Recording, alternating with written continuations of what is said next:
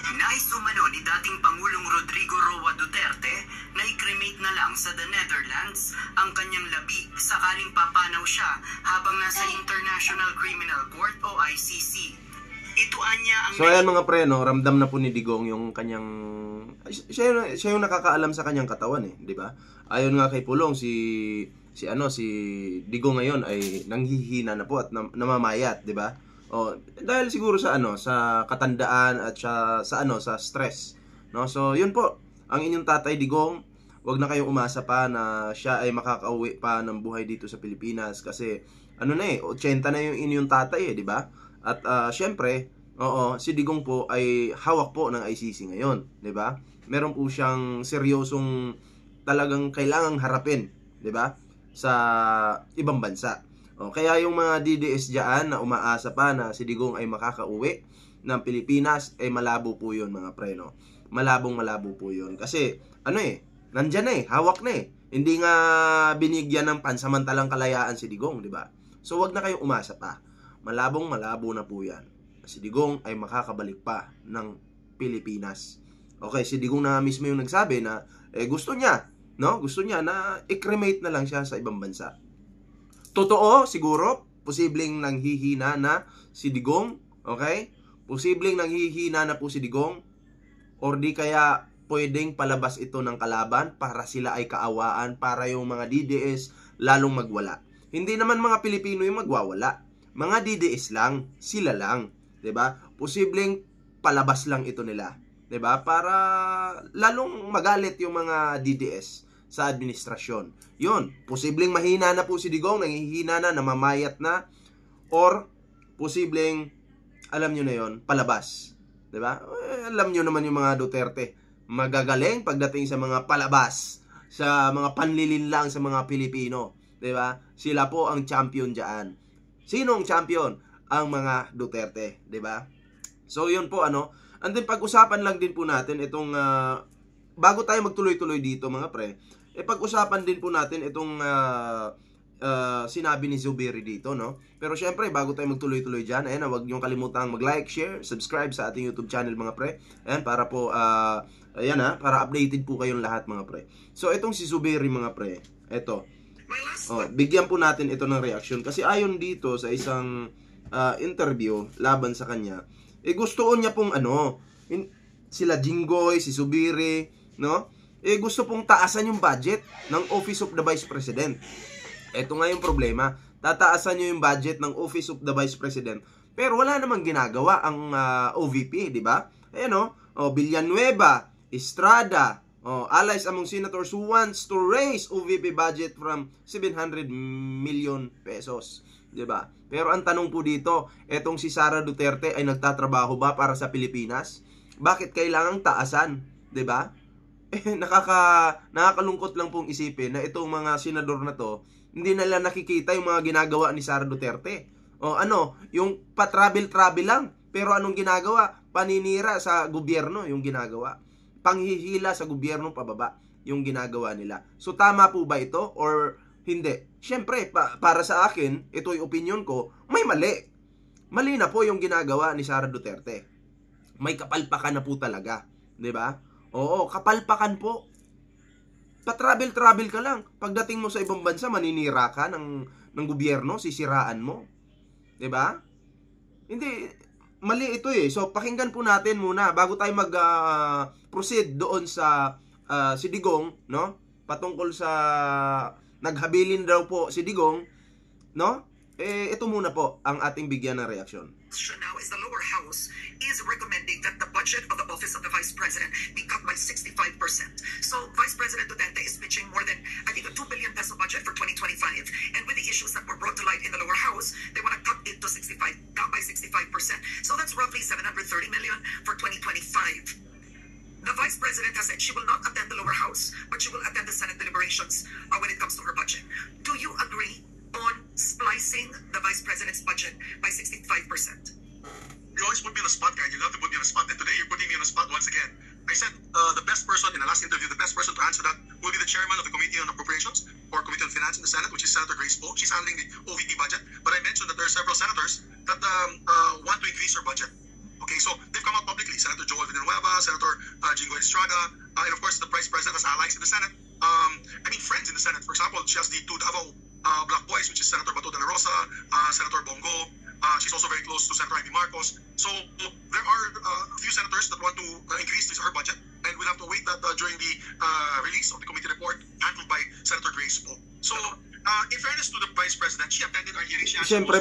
Siyempre mga pre, yung mga aso ni Sara Duterte diyan sa Senado, ang gusto po nila talaga, no?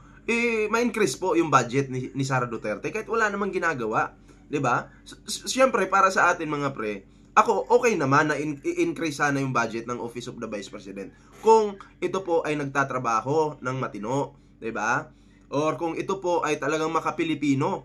Kung makapilipino ka, dapat nagtatrabaho ka ng matino. Hindi ka naninira ng gobyerno. Abay, pakita mo muna sa mga Pilipino na ikaw ay para sa Pilipino, na ikaw ay nagtatrabaho. Huwag yung puro paninira. Ngayon, puro paninira yung ginagawa mo. Minsan, sinusuportahan mo pa yung fake news. Sa inyo pa nang gagaling di umano yung mga fake news. Tapos, bibigyan ka ng budget? I-increase yung budget mo? Tama po ba yon? Sa tingin nyo? Diba? Kawawa naman po tayo. Kawawa naman po yung mga Pilipino. Diba? Syempre, si Sara Duterte, kahit papaano may mga aso dyan sa Senado. Lalo na si Marcoleta, di ba? Syempre, ang gusto niya, isali ko na si Marcoleta. Alam kong first time niya mag-senador, pero ang mindset niyan, natural, di ba? Taasan yung budget ng Office of the Vice President. Kakampi nila di ba? Kahit wala namang ginagawang maayos para sa bansa, bahala na, di ba? Taasan yung budget. Kayo, matutuwa ba kayo doon? Of my colleagues who asked her. I wasn't in the hearing. I was in another hearing because I'm also handling the budget of the DOST, Karen. So I'm also handling the budget of the Department of Science and Technology. So I will respect, of course, the decision of the sponsors, Senator Grace Poe, and maybe if there will be amendments later on, either to be done on the floor by our colleagues or by the bicameral conference committee report. Okay, so my last one on this is the lower house has technically the power of the purse. The budget comes from there, right? So how far can a BICAM go? So let's say if the lower house submits a report and it's at 733 million. Some senators want to increase it, right? You did say she has allies there. When you were Senate President, or is there a law that says, okay, if the lower house says 733, the Senate wants 2 billion, what's allowed under the law? Well, let me correct you there, Karen. The lower house does not have the power of the purse, it's Congress. Okay. Both lower house and the Senate. And that's why we have a bicameral system, and eventually we have to both agree, because then there can be a stalemate and a reenacted budget. So that's how it's going to happen. It's going to fan out. I'm no longer Senate President. Of course, Senate President Cheese could be the one to answer this question. He will be the one to appoint the, the small group. First, there will be all members of the, usually the procedure, there's all members of, or all those sponsors of the different departments, all the vice chairman. Hindi, para sa akin mga pre, basic lang naman to Basic lang naman. Kayo po ba, bigyan ko kayo idea, kung yung anak ninyo, nagbubulakbol, okay? Yung binibigay ninyong baon na 20, pinangko-computer lang po. Tataasan nyo ba yung baon ng anak nyo? Baka nga bawasan nyo pa. Kasi napupunta sa maling, yung pera napupunta sa mali. Computer, absent ang absent. Pinapaaral mo, absent ang absent. Yung baon, saan ginagastos? Ayun, naglalaro ng Dota to. Imbis para baon, para sa tiyan niya yan, para mabusog siya, pinangko-computer na lang. Ang ending po, gutom yung anak nyo. Ngayon, pag nalaman ng isang magulang yan, na ganyan yung ginagawa ng anak, tataasan nyo ba yung baon ng magulang? Ng bata? Ano sa tingin nyo? Siyempre, hindi. 'Di ba? Hindi. Baka nga bawasan mo pa. Or baka nga di mo pa bigyan ng baon. Dahil nasasayang lang din naman. Ganun po dito sa Office of the Vice President. Tataasan nyo yung budget, pa-travel lang, hindi naman nagtatrabaho, naninira pa ng gobyerno. Matutuwa ka ba? Tataasan mo ba yung budget? Hindi. Di ba? So yun po yung sinasabi. Basic lang Basic lang po. Hindi ko nga maintindihan dito kina Jingoy, Zubiri, bakit ganyan yung mga utak nito mga to. No? Ang focus nyo sana sa mga Pilipino. Hindi sa isang tamad na nakaupo sa gobyerno. 'Di ba? Dadagdagan nyo pa, wala nang ang ginagawa, dadagdagan nyo pa. Ano 'yun? Pambababoy po. 'Di ba? Pambababoy sa ating bansa. Yung mga Pilipino diyan, nagbabayad ng tax. 'Di ba? Tapos yung binabayad nila sa napupunta. Ewan ko lang kung pera ni Sara Duterte yung pinang-travel niya din sa ibang bansa. Alam ko, pera ng ano yan. Gobyerno, pera ng taong bayan yan. Punta ka ibang bansa. Pagdating mo doon, binabanatan mo yung gobyerno. Binababoy mo yung gobyerno. Suportado mo pa yung fake news si Bato. Suportado mo pa yung fake news si Baste. Okay lang. 'Di ba? Anong klase kang vice president? Anong klaseng vice president ka? Bakit ka ganyan? 'Di ba, nakakahiya po? Kaya kung ako po yung tatanungin, payag ba ako na ako bilang isang Pilipino, okay ka ba, Ballpoint Man, na i-increase yung budget ng Office of the Vice President? Ang masasabi ko po, hindi. Ayoko pong suportahan yung mga tamad na nakaupo sa ating gobyerno. Palustay-lustay lang. Maninira ka lang. Suportado mo pa yung fake news? Ang sagot ko po, hindi. So anyway mga pre, huwag niyong kalimutang mag-like sa ating sa ating video, share this video mga pre. Eto na, pag-usapan po natin yung nagbigay na daw po ng habilin itong si Digong. Di ba? Nagbigay na ng habilin. So tingnan natin anong klaseng habilin ito. Panoorin po natin yung video ito. Ito. Ni dating Pangulong Rodrigo Roa Duterte na i-cremate na lang sa the Netherlands. Nais umano ni dating Pangulong Rodrigo Roa Duterte na i-cremate na lang sa the Netherlands ang kanyang labi sakaling papanaw siya habang nasa International Criminal Court o ICC. Ito anya ang naging habilin ni FPRRD kay Vice President Sara Duterte sa naging pagbisita nito. Ito. Alam natin si Sara Duterte, pwedeng magsinungalingan, pwedeng manlinlang sa mga Pilipino. Dalawa lang yan eh. Pwedeng totoo yung sinasabi ni Digong na ganun nga. Pwede rin hindi. Okay? Bakit mo nasabi ang Ballpoint Man? Kasi si Sara Duterte, ganito. Ang style nila ngayon, gusto nila na sila yung magmukhang kawawa. Okay? Sila yung magmukhang kawawa para yung mga Pilipino na mga DDS, magwala. Pero iilan lang sila. Mga DDS lang naman. Diba? So yun po yung target nila. Yung mga DDS magalit sa administrasyon kasi ang style niyan. Tingnan nyo, si Digong nagkasakit na doon, namayat na. Ayan, example lang, kung mamatay dahil sa katandaan o namatay dahil pinadala nyo sa the Netherlands. Ang sisisihin po nila niyan, yung administrasyon. Diba? Yun po yung kanilang style ngayon. Totoo, si Digong matanda na, namayat. Nakita ko naman nung bago siya dalhin doon. Pero payat na siya eh. Diba? Bago pa siya dalhin doon, payat na. At mukhang mahina na. Pero malakas pa rin yung kayabangan. So ito, hindi po ako maniniwala dito sa mga pinagsasabi ni Sara Duterte. Pero pwede nating kagatin na totoo nga ito. Okay? Pero kung akong tatanungin nyo, malabo eh. Pwede itong, alam nyo naman yung mga politiko, maraming mga pakulo para malinlang yung mga Pilipino.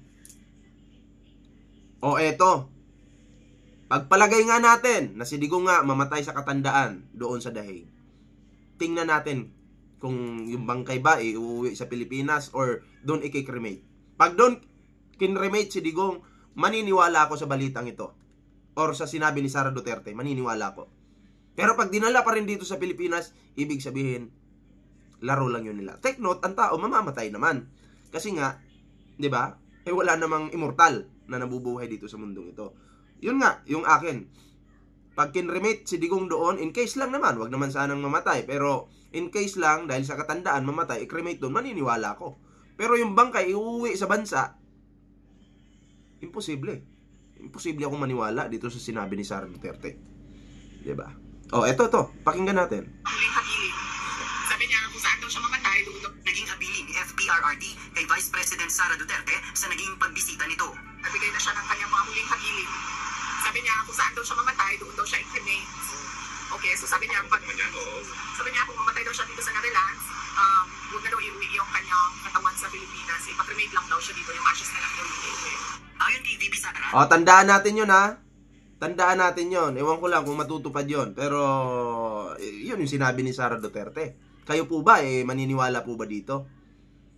Sa pinagsasabi ni Sara Duterte? Dito na naman magwawala yung mga DDS kasi mga uto-uto eh. Hindi pinag-iisipan, hindi ginagamit yung utak. Diba? Na hindi man lang mag-isip, teka lang, totoo ba itong sinasabi ni Sara Duterte? Or ginagamit lang yung galit namin? Diba? Manggagamit po yung mga yan eh.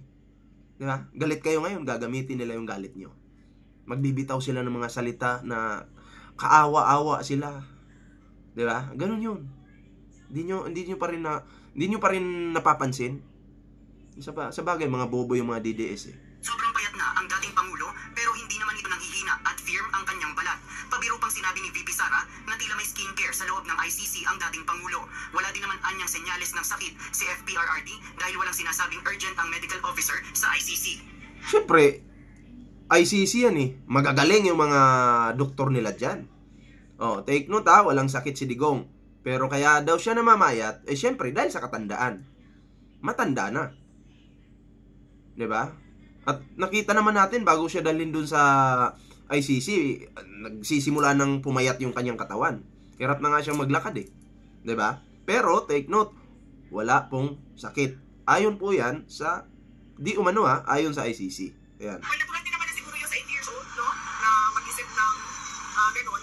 Samantala, hindi na umano mag-aain ng kaso si VP Sara sa mga illegal na kumuha ng kanyang bank statements. Sasagutin na lang anya niya ito kapag natuloy ang paglilitis sa kanya. Pero kung hindi man, ay ipapaliwanag niya ito sa ibang Maglimanda ka. Bakit ayaw mo? Karapatan mo naman yan eh. pagkakataon. Sa bank accounts, inaantay ko lang, inaantay ko na magkaroon ng trial wherein doon ko sasagutin na yung mga question about sa bank accounts. Binanggit din ng pangalawang Pangulo na maaaring hindi pa siya makauwi sa bansa pagkatapos ng ika-4 na State of the Nation address ni Pangulong Ferdinand Bongbong Marcos Jr. na Sana all, no? Sana all. Nasa ibang bansa ba si ano ngayon? Sara Duterte? Grabe, no? Puro na lang pa travel yung ginagawa ng ating ng ating walang kwentang Vice President. Grabe mga pre. Kanino kayong pera yung ginagastos dyan? Oh, hayahay no, yung nasa ibang bansa ka, wala kang ginagawa, tapos sumasahod ka. Tapos yung pamasahe mo, pera ng taong bayan, di umano. Siyempre naman, ano bang gagastusin doon? Kanino bang pera? Oh, natural, Vice President ka. Magkano kaya yung ni Sara Duterte nagagastos pag lumalabas sa ibang bansa? Kasi may mga staff pa yan eh. Marami sila eh. Hindi lang naman siya nag-iisa. O, di ba? Grabe, ubos po. Kaya pala, gusto nung kampo, mga aso ni Sara Duterte dyan sa Senado, nataasan yung budget ng OVP, kaya pa-travel eh. Di ba? sa July 28. Nakahanda naman anya ang kanyang abogado at mga saksi para humarap at magpresenta ng mga ebidensya sa gagawing paglilitis ng impeachment court. Marami kami mga solid legal arguments kung bakit dapat i-dismiss itong impeachment complaint. JP Bakit daw dapat i-dismiss? Yes, UNTV. Ayan, ha? News and Akala ko ba, Sara, okay sa'yo yung impeachment? Oo, bakit? Na-mention mo dito na bakit kailang i-dismiss? So, nasa utak mo talaga na gusto mo talaga itong ma-dismiss. Hindi dapat pwedeng i-dismiss. Nandyan na yung impeachment, Sara Duterte, dapat harapin mo yan. Huwag kang matatakot. 'Di ba? Harapin mo. Kaya ang dami mga lawyer 'di ba? Kala ko ba matapang? Bakit ang dami mong lawyer, Sara? I think 16 na lawyers meron si Sara Duterte para depensahan siya. Pagtanggol siya sa mga di umano'y katarantaduhang ginawa nito. 'Di ba? Kayo, ano sa tingin niyo mga pre? Ano sa tingin nyo? Maniniwala po ba kayo dito sa huling habilin di umano ni Digong na doon na lang daw po siya ipapakremate? Kayo, ano sa tingin nyo? Kasi ako, para sa akin, pwedeng totoo, pwede ring drama. Pero ako ay nakikita ko si Digong namaya talaga nung bago pa siya dalhin sa ICC kasi sa katandaan, hindi po dahil sa may sakit siya. Okay? Kayo, ako, sasabihin ko lang sa inyo, pwedeng totoo, pwedeng hindi. Nasa dalawa yan. 'Di ba? Alam niyo naman yung mga politiko na katulad nila Sara Duterte, mahilig magpaawa. Tapang-tapangan, pero pag tagilid na sila, magpapaawa na. Diba? Anyway, yun lang po yung ating video ngayon. Salamat po sa mga sumama sa ating video. Huwag kalimutang i-share yung ating video ngayon mga pre. Mag-like. Ayan, sa hindi pa nakapag-like, maraming salamat po. Share this video mga pre. Pasensya na, ganito muna sit up natin ngayon. Yung sound card ko, nasira. Nag-order pa ako sa Shopee. Baka next day pa, next day pa dumating. So, abang-abangan na lang po natin yung, So, pasensya na, ganito setup natin. So, maraming salamat. Kita-kits po tayo mamaya sa susunod na video. Ingat po kayo lahat.